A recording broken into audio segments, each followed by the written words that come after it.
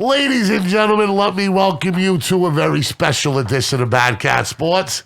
It's about, looking at Magucci, it's about that time, and it is Golden Gloves time, when the Southern New England boxing world all comes together on Franklin Street in Fall River, Massachusetts at the historic PAL Boxing Arena. It is a month worth of fist flying, family screaming, fans getting crazy action. As a matter of fact, one of my first times seeing the Golden Gloves, okay, and you'll remember this because he sold you a shitload of tickets, Paul, was that man's father right there from Val's Gym. You remember Surf Arruda? Surf? That's Surf's kid. Oh, man, I put his face on one of my shirts. Yeah, no shit, because he made you that much money selling tickets, right? Yeah.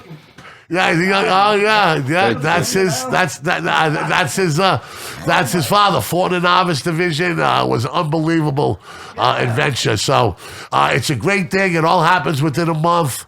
It's a great thing to do in the winter. I'm going to be there. And we're going to tell you a lot about that with Paul Morrissette, who is the director of the Southern New England Golden Gloves. He says it's his last year. I do not believe him. We're going to interview him and talk about the past, present, and future of the Golden Gloves and how historic and prestigious it is. But first, we're here to talk about the future. And the future in boxing in Fall River, without a question, is the man to the left of me, young Mike Gaudreau, who's trained by his father, Big Mike. You can see they got the MTM. I got my thing out there, but I gotta wear the BadCatz today. But the day I here in studio. And Mike, the last time you've been on, well, first of all, I want to say it's been a crazy couple of days in sports. I mean, crazy. From the Tom Brady drama to the Brian Flores accusations to all the crazy things happening. It's actually really, I'm actually looking really forward to talking about this. And it's good. But what's up, young Mike? You're back. You've been back from Shreveport for a while. Mm-hmm. You want to talk to us about that experience? You won your first fight. And then you lost in a very controversial decision to the number 2 ranked fighter in the country in your weight class, who was a couple of years older than you, who was only an hour or so away from where they were having the event. And big surprise, but we watched that live. Yep. Riley watched it live, and all three of us here thought that you won that fight by more of a margin than you won the first fight. For sure. Yeah. Yeah, you know, Riley, were we right about that? We watched it right on this podcast. Yep. See, that's how cool the podcast is with technology, Paul. We watched the USA Golden Gloves right here. We let anybody who wanted to watch it for free. Was it the Golden Glove? It was USA Nationals. USA Nationals, that's what I said. But we can do that for your Golden Gloves, maybe. That'd be great. I wish they'd get a deal. Well, yeah, maybe we can. I wonder if they'll let it. They probably would let us set up in Lowell. I got some friends up there. I'm gonna give them a call. You know, but let's stay what we got in front of us here. So tell me about Shreveport.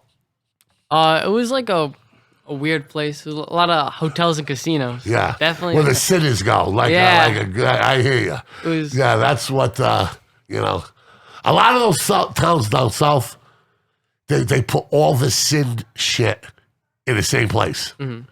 They put all this, like there's like 10 times as many strip club licenses, 10 times as many bar licenses, casino licenses, and they all kind of put them in one place. Like in Mississippi, it's Biloxi, right? You know, it's an interesting dynamic. Yeah. But tell me about the boxing aspect of it. They said it was the biggest contender one ever, Mike, you said, right? Yeah. Biggest event ever in USA boxing history. Yeah. That's cool. Now, Paul, did you go down there? No?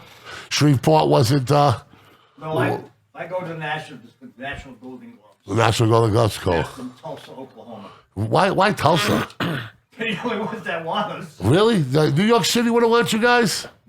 New York has its own special New York Golden Gloves versus Chicago Golden Gloves. They've been doing it for 60, 70 years now. Really? That's all they do. They don't go to the Nationals. Really? Yeah. Because they make a big deal out of the Golden Gloves in New York. I know that. They put them on TV. Madison Square Garden. Sure. A lot of ethnicities, a lot of that strong pride, you know. Absolutely. That's cool. New York area. Yeah.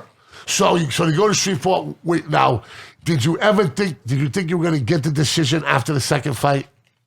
Yeah. But once I heard unanimous, I was like, they're not gonna give me unanimous. Right, I knew it. Sure. Just who he was fighting. Yeah. It was. That We knew it was going to be tough, and it didn't help. It was a good fight too. So I was like, they're not gonna give me it. They're not gonna give me. You it. had him hurt. That guy had you had over- him hurt in the second round with the left hand. Yeah. I honestly watched the fight over and over, and I think he did win the first round, but second and third I beat him. Definitely, I would agree. for sure. I would I agree. beat him second and third round. Yeah. And you have to win all 2 out of 3. 2 out of 3. Yeah. Now, does a clean, crisp power punch count more than a lazy jab that hits you in the scoring zone, Paul? It's supposed to. But I did it in this fight. No. It's fun. Yeah. Judging. Really? They're just, they So even in amateurs, a cleaner, more powerful, more direct punch should be worth more. should be worth more. But yeah, somehow, They got away from that. They used to work with clickers. So every time you hit them, they Yeah, click it. So yeah. it could be a jab. It could be a Body shot, sure, yeah. Anything weak. And Yeah. you got the click. Sure. Now you That's hit what it with a seemed like bang, happened to me. And you still get the click. So Sure. you get away with that. How about the scoreboard? Is that because I think they used it for the Olympics, right? I think. Did they use a running score title in some amateurs? Not that I know of. They use I think they might have did it- 20-point must system. No, I think they might have used it somewhere. I was watching it. So you come back from Shreveport. You had to been encouraged, because I was encouraged for your career when I realized that that guy was older than you, that guy was number 2 in the thing, that he had 90 fights. You had only had like under 20 or something. Yeah.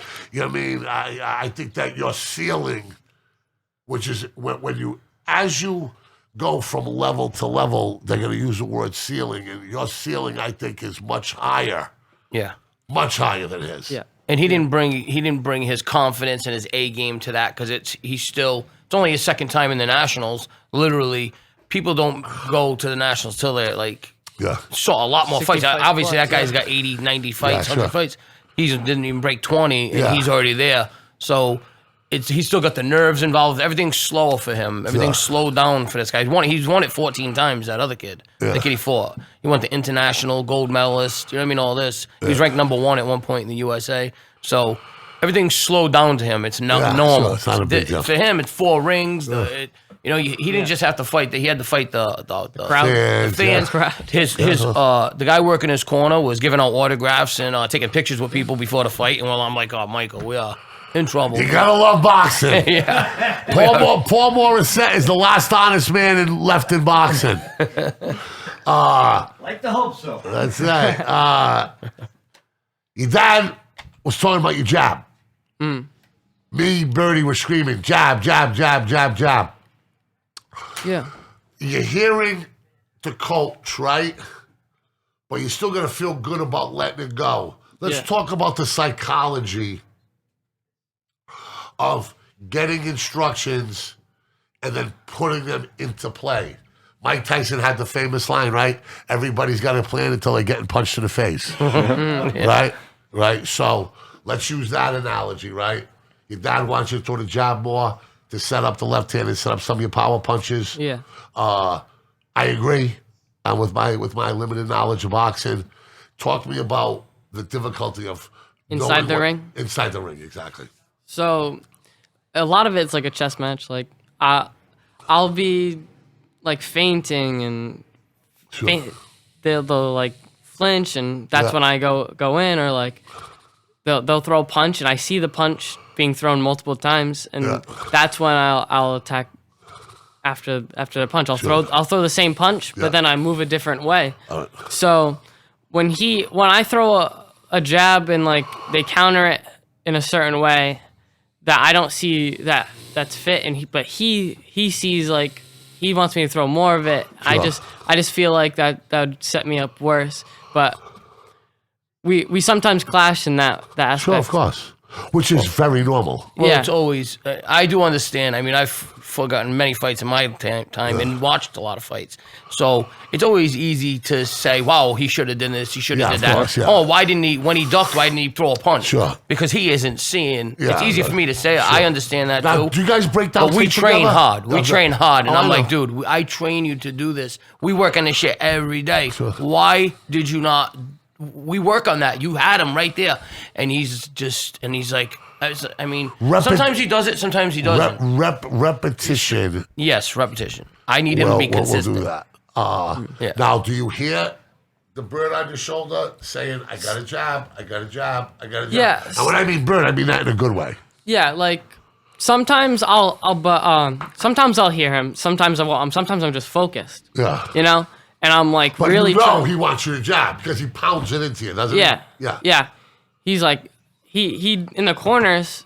He definitely tells me like what I have to do, but sometimes it just goes Sure, in one sure, ear and sure. out the other because you're also tired and like you're focusing on breathing and like Sure. you're focusing on so many things like you're not always listening to the person in front of you, Sure. which is a problem for me. But There's a saying about athletes as they advance up to the level, right? After their first year, Paul, you probably heard this 100 times. After their first year, or after they play so many games, the game starts to slow down for them, right? Yeah. When I played in the Big East, my first couple of games, I was going too fast. Okay, by the 10th game, I started to say, "Wow, this looks like a lot more what I'm used to." Even though I was just a freshman, right? Then I had the compound fracture. My career was over. But trust me, talk to my brother, talk to other big-time athletes out there. It will slow down where you'll almost be hyper alert, where you'll be able to almost hear an old lady whisper in the stands. Like you'll come to a level of comfort and alertness. well, that's what it's like You'll in sparring. That's how sparring. Oh, is. well, but you'll eventually you'll build that bridge, like brick by brick, right? Mm-hmm. Brick by brick, you're gonna build that bridge from starring to showtime. It took him a while as a kid to go from the bag, take what he did on the bag. I'm like, why do you not do that in the ring? I couldn't understand it. I'm like, people are looking over saying, dude, I thought a 200-pound guy was hitting that bag. Yeah. And they look over and it's a little 100-pound Sure, kid. yeah, no, yeah. And I'm like, he just hits hard. He could switch up, go southpaw. And I'm like, you got to bring it in the ring. And then eventually he did that. But then an event came and he slowed down. Sure. He went a slow pace. Then eventually we'd have a charity event, and then he does great there. And then we go to the Golden Gloves and he does just enough to win, or he'll do great, but not my great. Like everybody else thinks he does great, but I'm like, dude, I know what he can do. Sure. So I'm like, bro, you can hit. You're so much better than you showed them, and I know what he's capable of. And then we go. And I say I know. Yeah, I know I do. He spars against some great spar. He even yesterday, day before, we spar against like Pros. pros Yeah. and like great fighters. Sure. You know, and they don't hold back. We don't hold back. We put it in because we want to get the most work we can. Of course, yeah. So we're prepared. We don't go in there and just go lean on the ropes, because we just had to do that in the bag if we're gonna do it. Right. And if he starts to bring it there, and I'm like, and it's funny because I told him yesterday he did all right against this kid. This kid's a great fighter. So we took a break, and I said, let's do another 2 more rounds before we leave with this kid. Let's see if he'll do it. And I said, do me a favor, just listen to me. That's all I'm asking you. If you get beat up, it's my fault. It's no, not. actually, I said I wanted to. Whatever. I said I wanted to. Yeah, he wanted to go whatever. I said I wanna go another listen one. to me. I said, just listen to me, though. He goes in there, he executes, he does great. You know what I mean? So I'm like, just take that to now we got to take that and put it into the nationals. We got to put it into that main event where the lights are on. You know what I mean? And when he does that, when I say nothing will stop him, nothing will stop him. Well, He's gonna be one of the great. reasons why I'm doing the exhibition, and one of the reasons why the Golden Gloves are going to be so important is because this is your coming out period. This is your coming out time. You got a little bit of publicity, right? People are talking about you. People everywhere I go, people ask, hey, that kid seems like a super nice kid. The father seems like he's doing a good job. What's the dynamic? Is the father too tough on him? Does the kid want to be there? I'm like, listen to me. I've been around. My father had 2 sons. And I don't know if in the history of forever there's been 2 better athletes than my father's 2 sons for their accomplishments. Okay? And my father said this 1,000 times to me. He's seen many a father and a good man lose their mind watching their kids play sports. That they couldn't handle it. You know what I mean? Now, the dynamic with your father, in my opinion, because that's the first thing I watched, okay? Because when your dad, we all know what's going on with Libby. There was an article about Libby in the Herald News today. Shout out to Libby if you're listening. Libby going high tech. I never thought in a million years I see it, but good for him. He's keeping that place. He's keeping that place open. That's awesome news. We wish you well, Lib. But I was a little concerned about the father-son dynamic because you guys got to go home together. It's a different animal, right? Yeah. Mayweather's had 1,000 problems with it. I mean, we can count boxing 1,000 problems with the fathers, right? But you guys got a good dynamic. I think your dad does a fantastic job of knowing when to push and pull. Now, this is from an outsider's perspective, and I know it's hard. I know all about those rides home. Oh man, it's awful. I hate it. But that's when, as a parent, that's what the couch psychologists and sports psychologists say. That's where you should do it if you're gonna have those. Right after. No. You should wait till the car ride home. Don't do it in public. No, I never Don't do it during a game. They say Never. If you have to have those conversations, the best way to do it is in a car ride. Now, the car ride is figurative. I was hugging him somebody said they saw me hugging him at the Nationals right after his loss. I gave him. I was proud of him. But then we went back to the hotel. I was like, listen, you could have did this. Let's watch over it. Let's look. Now, how long does that last? Do you just say, okay, all right, we're going to talk about this for a half hour? Or an hour. And it depends. It depends on what event. If like something big like that, it ate at us for a few days. Because we were stuck there too. We had nothing. And I was like, after a while, I was like, "Shut up." Yeah, I don't want to. I don't want to hear it. I don't want to hear it. But we got over it. We like it. We like the honesty. Yeah, that's awesome. The thing is, too, it's like he is too tough, but that's not a bad thing, you know. No, I don't think he's too tough, Michael. I don't believe. I don't. I've seen enough of it.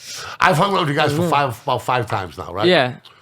I don't see that. I can sniff that out. If I thought he was too tough on you, you would not be here today. Because I would not want. Because I've seen my sons and my friends' fathers take the joy out of it for them. I had a friend, okay, that was young. We were 15-point underdogs to 20-point underdogs against Brockton.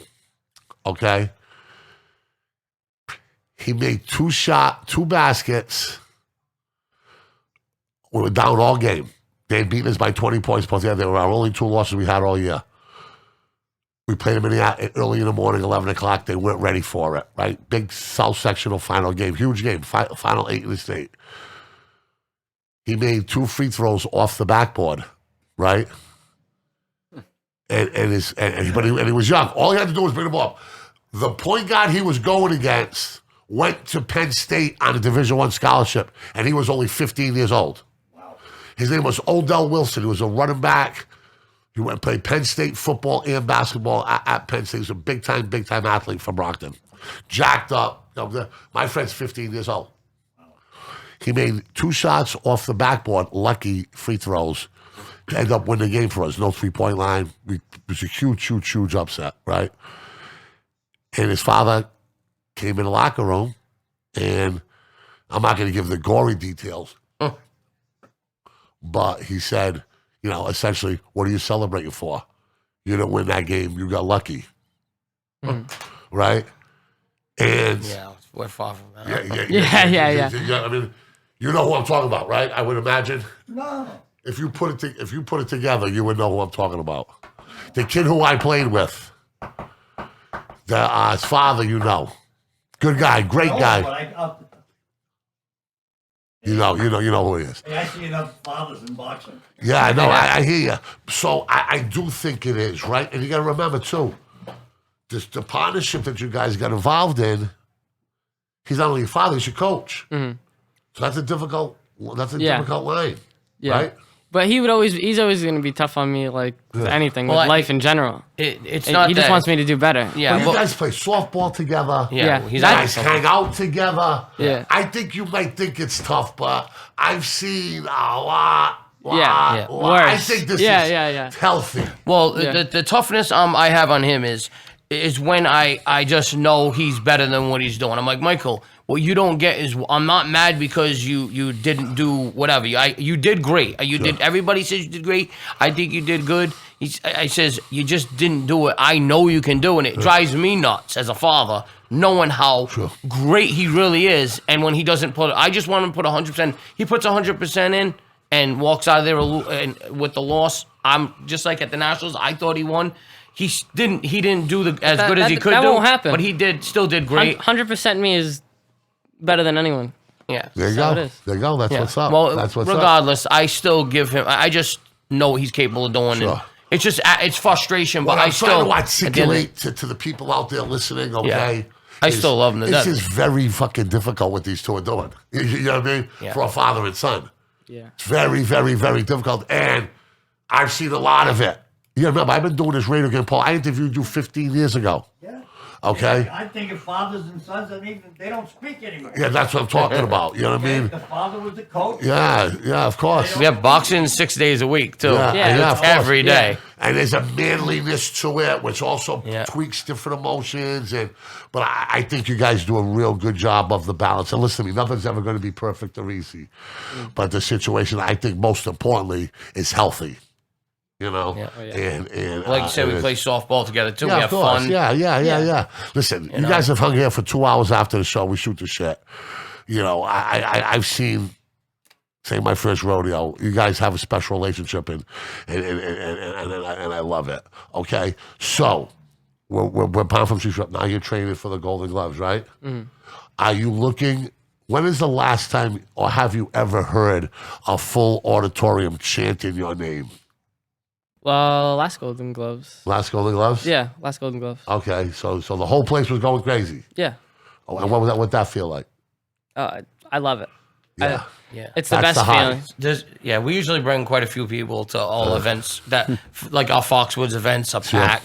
You know, Yeah. and it's great. He got a couple of Fall River knockdowns. ones, But And the loud of PAL Yeah. will be 'Cause they got fucking the, bananas. yeah, because You they know- got the you know- Because his father's fight was bananas. Yeah, we got him on every side too. We got him up on the balcony, and we got him on. Oh, yeah. So they're He's been opening my show for the last 3-4 years. Yeah, no shit, because he's, selling, The crowd in a great mood.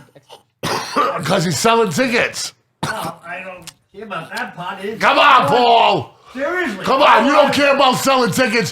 What promoter in the fucking world don't care about selling tickets? I'm at that point in my life. I really don't care. Really? All right. no. He helped us out. I'm He actually not helped us out interested in last that time. kid's matches. All right, if you're not worried about selling tickets, I'll take 4 ringside for free. You got it? Nah, you got it. No, he's helped us I love out, him, and Paul. He Yeah. actually helped us out last He's time. gonna, he's So gonna, hard he's, makes yeah. boxing matches. I'm hiring him as I we're understand. hiring him as a consultant. We're gonna hire him as a consultant. If we can't get to him with money, we'll get to him with women. If we can't get to them to women, we'll get them to food. Yeah. So we'll find a way. So you're looking forward to the Golden Gloves. Of course, yeah. You know what I'm looking forward to? And excuse me for puddle jumping. I'm looking forward to Lowell. I'm renting a hotel room because I got friends up there, and I got a couple of business deals that were left in the lurch after the first studio burned down. I'm getting a hotel room, and we're all going. It's going to be a Podcast City BadCatz sports trip. The last trip we went to was Comic-Con, and we did exceptionally well. The next trip we're going to go to is the Golden Gloves. We'll do some man on the street stuff. We'll work a little bit. Can I bring cameras into his locker room? I'm sorry? Can I bring cameras into his locker room? Where? Am I At the Golden Gloves in Lowell.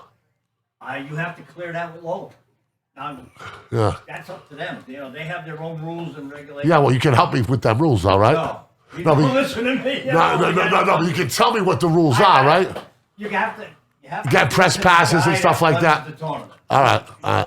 Okay. You got his number, right? Yeah, I'll get Good. But we want to go up there and we want to support you because I quite honestly can't see you being challenged around here. Yeah, pretty much. You know what I mean? Like, I'm surprised you got a fight. Yeah, me too. You know what I mean? Yeah. But Lowell, it's going to be a whole different ballgame. If you could leave, how old are you? 17, turn 18 tomorrow. Has there ever been a I'll talk to you, Paul, because we're going to get you on in a couple of minutes right now. Then we're going to get back. We'll come back to everybody else. But that would be an unbelievable accomplishment. Yeah. If you could get to the finals of the New England Golden Gloves at Lowell at just turning 17 years old, 18 years old, just turned 18 years old, that would be... Yeah, he's 18. That would be a huge accomplishment. That'd be a huge accomplishment. What are your goals for him over this? Because this is a critical 2-3 months for him, right? Yeah, he's just got to. I want him to just worry about this one fight. One fight at a time? Yeah, definitely got to worry about Fall River first. Sure. That's it. Yeah. Then we get to Lowell, and we'll take it from there. Sure. We got to worry about this first guy. How do you think that... Where is this first guy from anyway? He's actually from our area. From your area? Yeah. Okay. We kind of know who he is. I mean, we've never fought him, but... What would you consider success at Lowell if you guys are fortunate enough to get there? He's got to move on. He's got to advance. After Lowell? Yeah, he's got to go to it's the Nationals, right? Yes. Really? Yeah. I mean, we just fought. If we're fighting the ranked number 1 and doing what we did to them, anyone below him not ranked, he should run him over. Okay. That's what I feel. I should run him over anyway. Yeah. Like, it's Okay. Just really because, not I mean, if he's fighting ranked fighters and making them... What's the age limit for his class? 40. 40 years old. So, I don't know if you guys know who you're boxing against. yeah, we know Boxing who... the gloves 2015. He won the novice class. He won up in Lowell. He won the novice in Lowell. Came Yeah. back the next year. We know who he is. Fought at 141. I know he's dropping weight, all that You good know, stuff. I can't see how he can make that weight, but I don't know the boy. He's been away for 5, 6, 7 years. He was fast, I'll tell you. That I remember. Yeah. So I said we got to worry about one fight at a time. Sure. I didn't realize that the opponent was going to be that.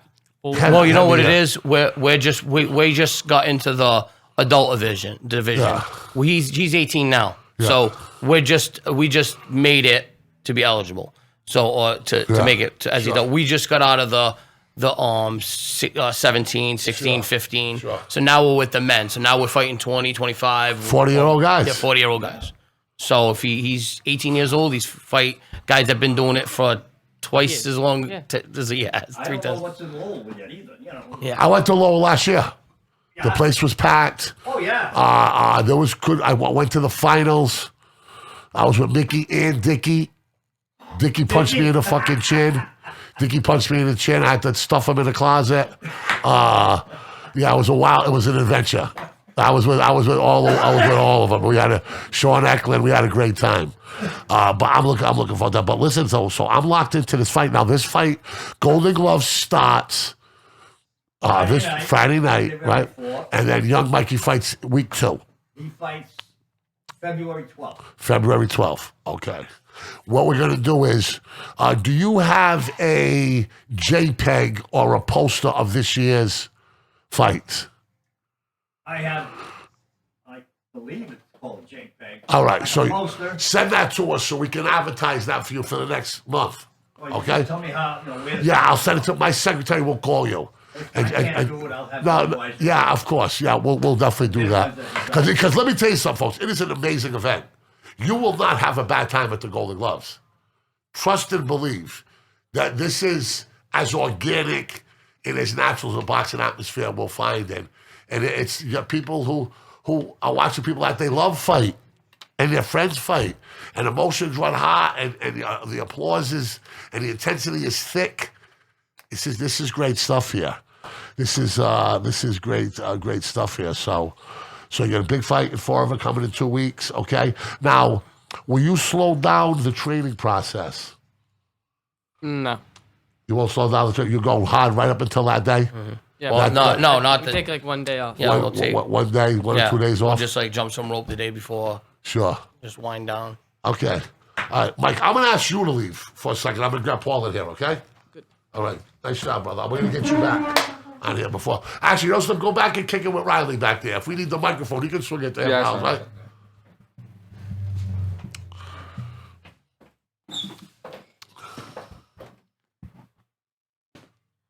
The big man. The old man. Get a shot on that Golden Gloves right there. Flex for us, Paul, a little bit. There you go. There you go, right there. Love it. Now, welcome to the BadCatz Blog Podcast. I got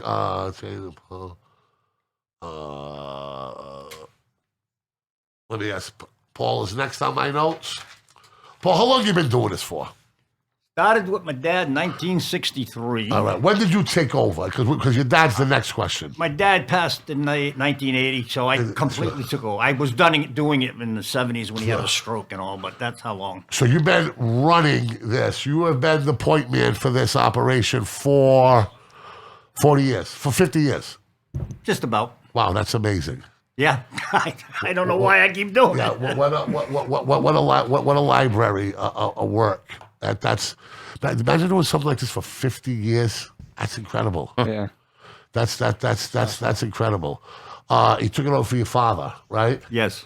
What were the venues your father was in? Because I remember Lincoln Park, and it was batshit crazy. Oh, back in 1980 when we had that team. Oh, my God. It was crazy. It was crazy. I went with my father, my uncles. Vinnie My uncle Paz. almost got arrested. I smacked the cop's hat off his head. I was on my father's shoulders. It was crazy. Oh, yeah. But we had some great fighters back in 1980. Who was fighting in 1980? Who was fighting in Southern New England Golden Gloves at that time? Davey Gorman, Sure. Joey DeFayette, Yeah. Vinnie Paz, Okay. Yeah. Ronnie Levesque, Chris McDonald, Jerry LaFlamme. Sure. I mean, Andre McCoy. Sure. These guys. You know the Andre McCroy story yet, Mikey? Have you ever heard that story? I'm gonna buy you the book.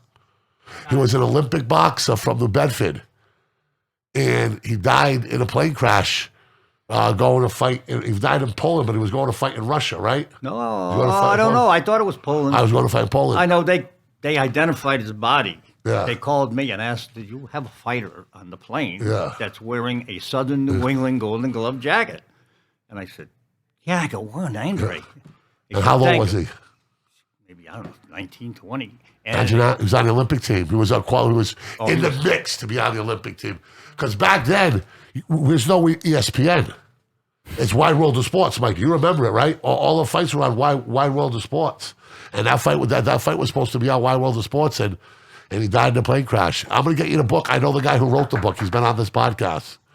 It's a fascinating story. They named a event center. You can Wikipedia them. They named a sport athletic center in New Bedford after him. Do you know that, the McCoy Center? Yes. That's great. Okay, but before there was Davey Gorman and Paz and that whole crew, Marvin Hagler, Absolutely. because that's where my father became a Marvin Hagler fan. That's why there are so many Marvin Hagler fans in the former New Bedford area.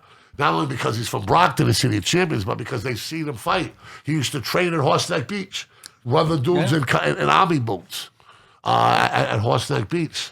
Fought in the Fall Armory. Yeah, he fought in the Fall Army.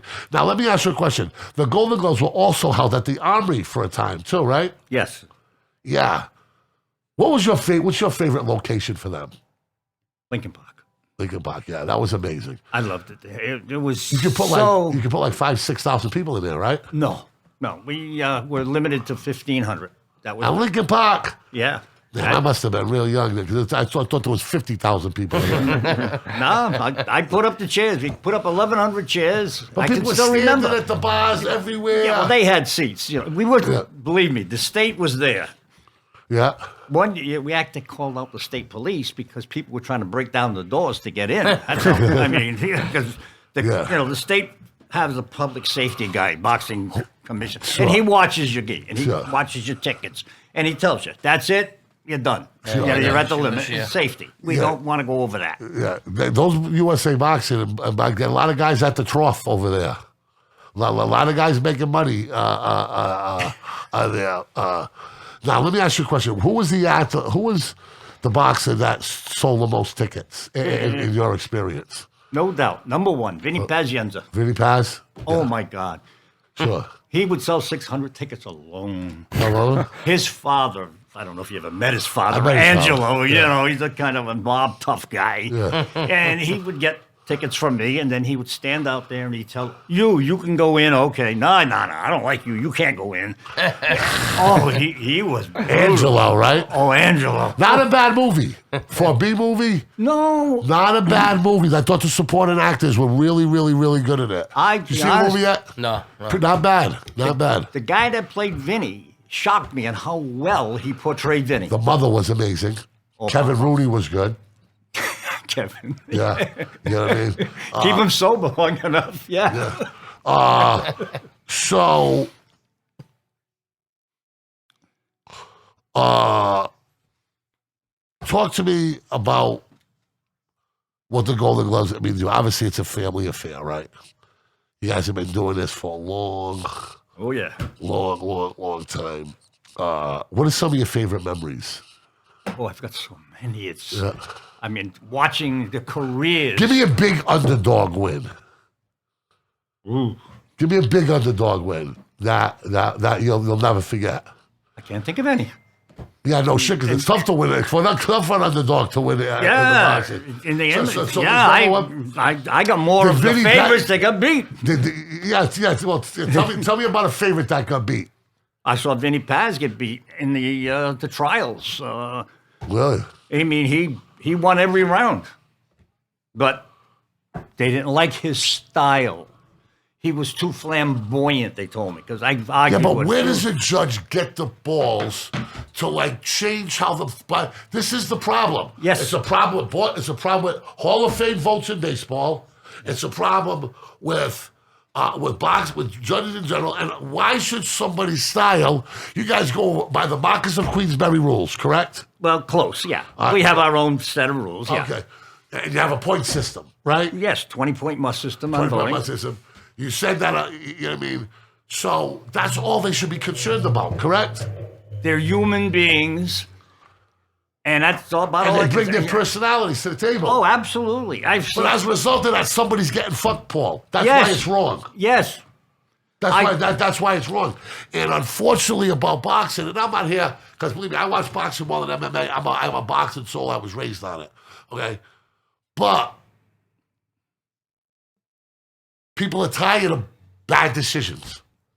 That's why boxing has been thrown out of the Olympics. My good friend Lamar Stevens said, you know the best way to watch a boxing match? Soon as it's over, shut it off because you know who won. You know? Yeah. And that was after Pernell Whitaker beat Chavez at Azteca Stadium. Do you remember that fight? No. It was the Sports Illustrated had robbed across the title. Oh, you know what I mean? And it was like, it just blew my mind. Blew my mind. Hagler versus Vito Antuofermo. The first time was awful. They call that a draw. That was horrendous. Awful. Oh. My mother worked with his wife at the phone company in Brockton. Oh. Okay? Hey. That's crazy. I got to tell you a quick story. Yeah, tell me. I know it's your show. It's all right. You do they were having a testimonial for Goody and Pat Petronelli. Yeah. Okay, and I was invited, so I was there. And one of the main speakers was Vito Antuofermo. Sure, yeah. And Marvin was sitting down at a table. Yeah. And Vito looks down at him, and the first thing out of his mouth, he hasn't said a word yet. He looks down at Marvin and says, "You never beat me." Oh, my God. He says, "We fought to a draw, and you headbutted me and cut me, so you didn't win the second fight either." He almost killed him the second fight. I know. He almost killed the first fight. But, hey, athletes are proud like that, man. They don't want to give it up, you know? Marvin came back at him, but in Italian.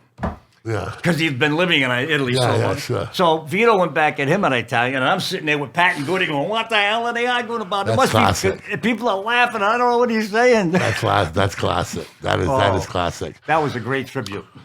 Let's talk about young Mike, okay? And let's size him up against, some of the when boxers come to mind from forever, it's always Davey Garvin first, and Chris McDonald, and then the Duvall brothers were highly decorated, right? Oh, yeah. Amateurs. How does he match up with them at that age?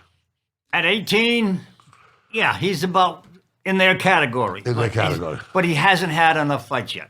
There's not enough fights yet. He needs more. Well, those guys were more from the old school thing. And there was more fights available, right? Yeah, there's not. This guy's got a scratch and claw. Yeah, scratch and claw. To get it for it. I called him 100 times. I have called everybody in New England, even New York and Washington, to put your matches for this kid. Yeah. It just doesn't work. He's small. Number one, he's 125. That's not very big. So there's not many that. He's going to get bigger, though. Well, that's okay, too. I mean, he can stay that size. It doesn't matter. He's not close to his man strength. Not yet. Not even close. I mean, I look at his dad. His dad is huge. Yeah. He's got muscles everywhere. muscles. Then he brings this little guy along with him. That little guy's not going to be little for long. No. All right. You know what I mean? But he's got the talent. Now, he needs the experience, I think. Believe me, he opened my show for 3 years. I watched this kid go. He's got some moves. But now he's jumping into the big pool. Yeah. This guy's 26 years old and fighting for 10 years. Guys, they're just waiting to go pro. They're taking their last shot at a national title. Do you think it's a good idea that Mike Senior made to put him in the adults? He has nothing to lose. Okay. Yeah, he's not going to get beat up. Did you consult with him when you made that decision at all? Did you talk to him about it? No. We just... Sure. I was just please get us something. We want to get some work in Fall River, to get the family then, because it's tough to get the family out and further away. Obviously, Lowell and we'll rent the bus for Lowell. So there's nothing I'll rent the bus. I swear on my mother's soul. There's nothing like being in the PAL though. I know, nothing like being in the PAL, but I'll rent the bus. If we get to Lowell, I'll rent the bus for that. That'd be a great trip. Yeah. No, I'm staying, but you guys can go home on the bus. But I'm staying. But he's tough. He fights older guys all the time. It's all there is. There's no kids his age. Sure. So he works hard, and so the only ones his age are the girls. I got a couple of females. Sure. Wait, 125. Let me tell you something. I saw a female wrestler from Durfee. And it was one of the most inspirational stories I've seen in sports in 50 years. This girl fought a football player from Bridgewater, Rainham, and she fought her ass off, and she refused to get pinned for 2 rounds. And the last second of the second round, he pinned her. But this girl was on her back fighting like a junkyard dog, man. It jumped out at me. Girl versus guy? Girl versus guy. Oh yeah, that happens. I don't have a problem with that. Because there's no advantage. I have a problem with dudes from Somerset, hockey players playing field hockey and walking around and with a state championship. The guy scores 4 or 5 goals in a game. That's fucking crazy. You know what I mean? But I don't have a problem with the gender equity thing when, I wouldn't have a problem with a guy on the balance beam in gymnastics. You know what I mean? I would have a problem with that. But this. But girl, MMA, I would. That's awful. No, this girl in wrestling. No, high school wrestling is very technique based. You know what I mean? And this girl, and she loved it. And you know what the best part about it was? She got beat. She took her legs. She went and got a water. She put her hair back in, fixed her hair, let's put water in her hair, tightened the ponytail. Put her hoodie on, went right back on that bench and cheered, and she was the first fight, and cheered for her teammates as much as she could from the first fight to the end. That is amateur sports. That's what it is. That's what it's about. That's what, like my fighters, when they go to Lowell, when it's on a team up there, they cheer for each other. They help each other. Yeah. They become close. Of course, yeah. And especially it takes years to get to there. So you've been looking at this guy in the locker room for the past 4 or 5 years. Just like AAU basketball, where when as you go, you're no longer playing with kids from Forever, but you're playing with kids from New Bedford and Brockton and Providence on your team. Ed Cooley was a teammate of mine from my AAU team. He came off the bench. You get this network of people who have like interests, and and you'll be friends with him for the rest of your life. I know that I am. I remember Bobby Dempsey, Bobby Well. Sure, absolutely, He played on the same team with Julius Irving. Absolutely, sure. UMass, Dr. J. Dr. J calls him the Whiz. Yeah, then there was... That's not a bad nickname you get if you get it from Dr. J. So you said this is your last one. I don't know. We'll give you some help. I'm tired. What I am is, it's been going. I did the show in August. That was tough because of the COVID, and now this show has been crazy. Canceling and redoing it, and the fighters can't make it on Friday, and the other guy can't make it on Saturday. Of course, I'm just tired. That's all. Dealing with the Last one parents. was Dealing with the Because it was in parents the and pain in the summer. ass. We had to leave. Half the street was full. Yeah. We let them. We had to not let them in. There was no. I made a mistake. I really did. I honestly thought He loved it. I thought it was great. that He the loved heat it. wouldn't be that bad. Yeah, he loved it. Well, the heat. And was I great. jinxed myself when I sent the letters out to my season ticket holders. I put down, "Let's get ready to sweat." Let's get ready to fight. Yeah. I put, "Let's get ready to was sweat," and show you how stupid I am. This year I went, "Let's hope there's no blizzard." And it was- And here we go. We get them. So if I don't learn to shut my mouth, So, what is success for you, for young Mike, in this very important next 2 months? Like, what would you say, kid? You had a great 3 months. Is it winning forever? I mean, is it winning the Southern New England Golden Gloves? Is it advancing to? Is it win the fight in Lowell? The dad has him, advancing from there. What would you consider success for him, for the young man? well, first of all, the best he can do is win the New Englands. Sure. So that's as high as it can go. Well, after the New England, you don't go to Oklahoma? Yeah, but I'm saying, Yeah. Right now, Yeah, of course, I'm yeah. thinking, if he, So he has a legitimate shot to win New England. he does have that. He's got Okay. talent. I've watched him box. Sure. But I don't know is the opposition yet. Of course, yeah. I have not seen this young man box. Yeah. All I know is I remember he was pretty damn good. Yeah. And he was fast Yeah. at 141. So, geez, at 125, he could be a speed merchant. But then again, it's 5-6 years ago. Maybe he got older. I don't know. Sure. I get Wow, tempted. this is putting some intrigue into this. Oh, this is not an easy fight for him. All right? I'm going to tell you right now. He's got a tough fight on his hands. This is not a boy he's fighting. This is a man. Yeah. He's ready. Yeah. He's But ready. he's also, this is how they shine. They Yeah, of go, course, yeah. they step up awesome. for it. I'm ready. I'm psyched. Where's the eye of the tiger? go. Dang. Play that fucking Rocky music, Riley. Let's go. Back in the day, they could box at 16 in the glove. So Yeah. you had a lot of these young kids that didn't Yeah. work. So, but he has to be 18 now. That's the new rule. Sure. Because of Which his, I think is wise. I like it. Yeah. 16-year-old fighting a. I'm just glad we got a 28-year-old fight. I don't care. I'm glad. I didn't want no walkover. Like No. people love the walkovers of the buys. I'm like, we don't want no buys. We don't want no walkovers. We can't. We train every day for 6 months, 6 days a For week. this, yeah. I am not going to take a buy. That's what's up. Or Yeah, a walk. that's what's up. We train to fight. We don't So want get us no a fight. buys. We don't want the easy We want to road. fight. We want the road less traveled, right? When I ran a Lincoln Park, when 90% of the guys would walk up and Paul, I don't want no friggin' buys. I want to fight. Yeah, that's what we And do. back in the day, they could fight 3 times in a night. Jeez. No headgear. And believe me, they would beg to fight 3 times. Yeah. That's And they crazy. were not. That's where we're at. And they weren't really all Golden Glove fights. Some of them were like we call specials. Sure. Yeah. So you're giving up 8 pounds one night. Yeah, of course. You're getting 8 Yeah. pounds another night. We've done that at the PAL. Yeah, We gave up. you know. He weighed in with his headphones, his chain, his shoes, just to get a fight. And he ended up winning too. He beat the guy. But they got the silver dollars in the socks. Yeah. Yeah, we had to do something. Because like you said, he was always smaller, so Oh, my we're God. taking on anybody. Like throw your chain on everything.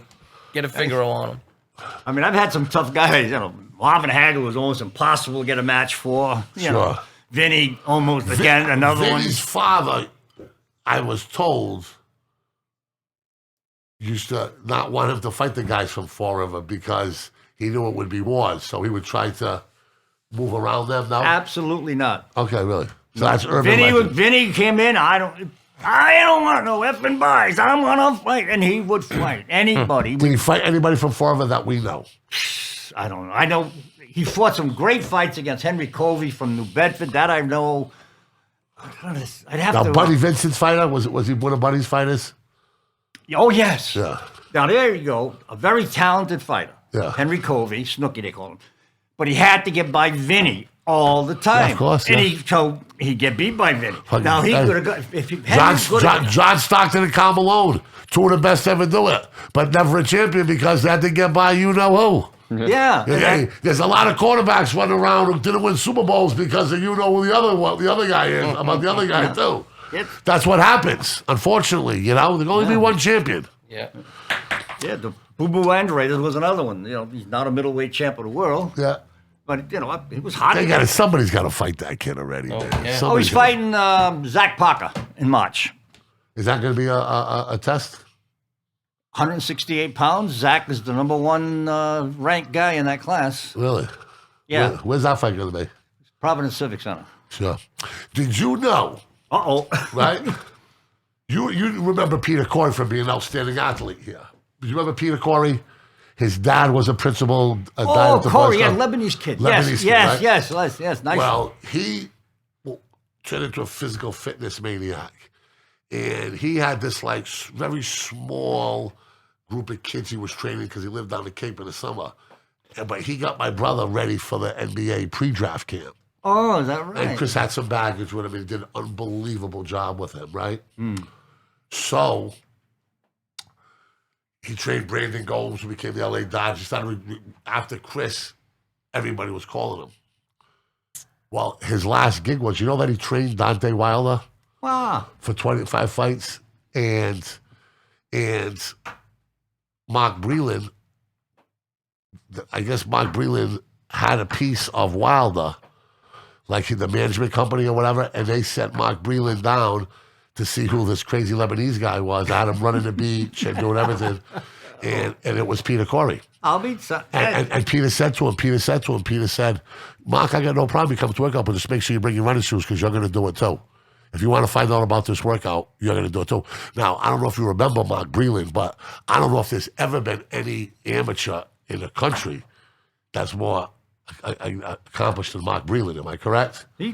I thought Roe Jones was the best amateur. No, I'm not saying the best. I'm talking about Mark. He runs high. Mark is an excellent boxer, excellent fighter. Oh, but we were hearing about Mark Breland when he was 15, 16 years old. He was like the poster boy for USA Boxing for a while, right? Yeah, he was part of that. He was in movies as an amateur boxer. Did you ever see the movie Taps? He was in 3 or 4 movies as an amateur before he was a pro. Because everything was about the Olympics back in the day, right? Yeah. I hate to break the subject. Yeah. You mentioned your Chris. Yeah. All right. How's your nephew? My nephew's great. The basketball player. Is he? Well, he was played football in Alabama. I didn't know he played football. He played football, but he tore his labrum like the 7th or 8th week of the thing. So he had a great experience. He made the team, and more importantly, he made the training camp roster. Some guys make the team, very few go to training camp. You know, there's only 60 kids that they take, and he was one of the 60 that they brought along. So he did well. I got some stuff on my camera of him doing well in 7-on-7 drills and stuff like that. What position? He was playing wideout. That's what I figured he had. But watch out for the young one, because the young one's a monster. Young Drew. That one I never heard of yet. Yeah, you'll hear about him. Don't worry about him. It's always the I heard enough about you and your brother in the chasing a Milliken brother. League years ago. Sure, yeah. The Milliken League was great. I mean, is that still around? No. Boy, things in Fall River just falling apart. Yeah, the Armory's got. I mean, it's crazy, man. We don't have a facility. Paul, I hear you. It's awful. It's awful to. It's awful. I think about it all the time, and I'm thinking about doing something about it. If the Armory sale's not fine, we're going to see what we can do. But that's all. That's another mountain. Oh yeah, but I've been crying about that for years. Oh yeah, anybody with every politician that'll listen, I'll tell them. They don't care. They're not athletes, and that's why we're living like we're living. I mean, Lowell's got 4 auditoriums, 4 of them. I know, it's crazy. We don't have one. That Lowell Memorial. Wait, listen. New England Golden Gloves, Lowell Memorial Auditorium. You will not see if they had to build that again, just the architecture and the woodwork, it'd be a $300 million facility. If they had to replicate that, they couldn't do it. There's not enough craftsmen. do it like they did it. And the way it sunk it in, it's a perfect place for a... Oh, it's the greatest amateur boxing show in the country, I feel. If you had to say a few words to young Mike, right? What would you say to him? Do your best. That's all you can do. You do your best, win or lose. There's no such thing as a loser. That's all you can do. You're young, learn, get better. Tom Brady has this docuseries called The Man in the Arena. Have you ever read the poem, The Man in the Arena? No. You've never read the poem, The Man in the Arena? No. I'm going to read it to you. Do you mind if I read it to you? It's very, very important to what. Very, very, very. I'm gonna read it. Let me see. Let me see if I can pull this up. Man, and it was made famous by Theodore Roosevelt. It was made famous by Theodore Roosevelt. He said out a campaign speech, and it really. And it really took off. And this is what you always got to remember as an athlete. All right? Now, let me find this thing. Oh, boy. Wait, here we go. Listen to this, Mikey. The Man in the Arena. It is not the critic who counts. It is not the man who points out how the strong man stumbles or where the doer of deeds could have done better. The credit belongs to the man who is actually in the arena,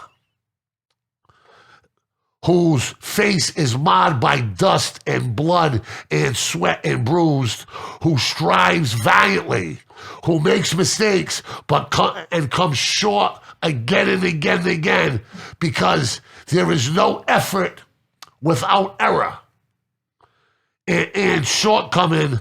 But there's no effort without error and shortcoming. But who does actually strive to do the deed? Who knows the great enthusiasm, the great devotion? Who spends himself in a worthy cause? Who at the best knows in the end the triumph of high achievement? And who at the worst, if he fails, at least he fails while daring greatly, so that his place shall never be with those cold and timid souls who know neither victory or defeat. The Man in the Arena. Now it's about to become famous again because Tom Brady just put that out, called The Man in the Arena. So you are in a special place, son. You're already a champion. Okay? The critics, all that stuff, they've never been there. They've never done it. They're paper tigers. They're armchair quarterbacks. I played in the Boston Garden, sold out. I sold 11,900 tickets in 2 hours. Okay? I've been to Man in the Arena. And there's going to be fans and there's going to be critics. But it doesn't matter because you're the one out there putting on your ass. And there's honor in trying your best and coming up short. And like the poem says, at least you'll know what they'll never know. You'll know the thrill of victory and you'll know the agony of defeat. And that's very important for young athletes to know. You hear me, brother? Look at that.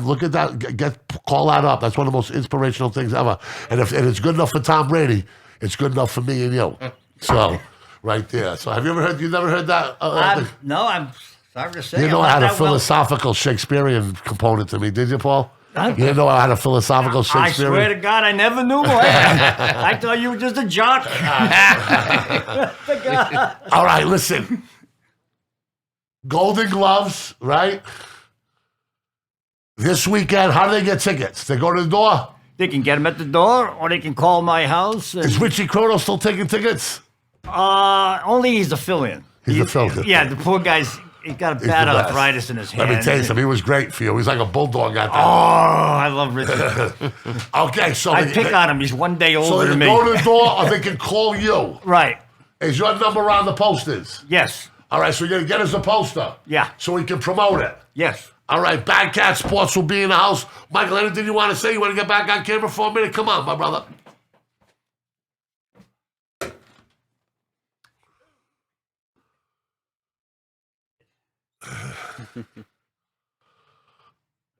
Anything you want to say before we wrap this up? Just look for me. Thankfully. Look for you? Yeah. You're coming, baby. I'm coming. You're coming. Know my name. Know that name. You heard it here first. Young Mikey Gaudreau Jr. from the mean streets of Fall River, Massachusetts.